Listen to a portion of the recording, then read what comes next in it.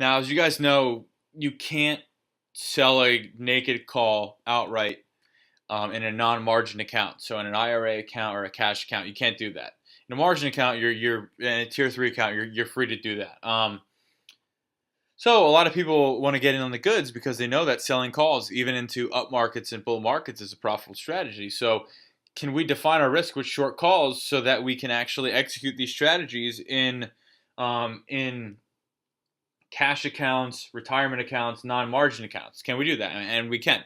So we'll show you exactly how to do that here. So again, we all know what a short call is by this point. Let's jump right into the study. Let's jump right into the good stuff, right? So what we did is we wanted to see if we could, so what we wanted to do is we wanted to go back and we wanted to sell the one standard deviation, the 16 delta call. So we did 5 things here, right? So the first thing is we held until expiration, and you can only do that in a margin account. But we want to compare results of holding till expiration to actually buying back these, or excuse me, by buying calls on these short calls to create a spread, right? So we would sell the 16 delta call, hold to expiration. We'd sell the 16 delta call and buy it back for max profit.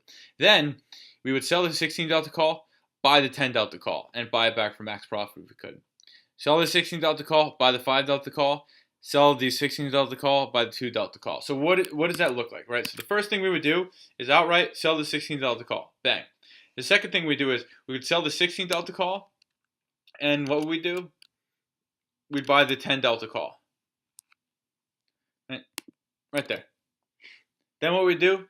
Sell the 16 delta call, buy the 5 delta call. So 16 delta call, 5 delta call. Last thing we do, 16 delta call, 2 delta call. Right? So you can see here, there's obviously a big difference in the amount of credit received for these strategies. Doing it outright, we collect the most amount of credit, right? Doing it outright, obviously, the more credit you receive, the better your chances are for making money. But if we sell the 16 delta call and buy the 10 delta call, we only make 16 cents here. It's going to be really difficult for us to make any meaningful money on this trade because of that. So, and then obviously, again, buying the 5 delta call, we make more, and ultimately the 2 delta call, we make more. So let's figure out which of these strategies is the best for you if you want to actually go ahead and create this. Now, as you can see here, these are just vertical spreads now. So the fact that they're defined risk calls are just vertical spreads here, right? So it's selling a call and buying a call further out of the money to create a spread, right? And on these, just like short calls, we make money pretty much the same way, right? So we want the price of the stock to be below our strike prices at expiration, right? So we want the short call that we're selling, in this case a 252 call, to be out of the money at expiration. At the same time, downward prices help us, and at the same time, a reduction in implied volatility helps us. Anytime we're selling an option, a reduction in implied volatility does help us. So that's what we did. How did we do? Well,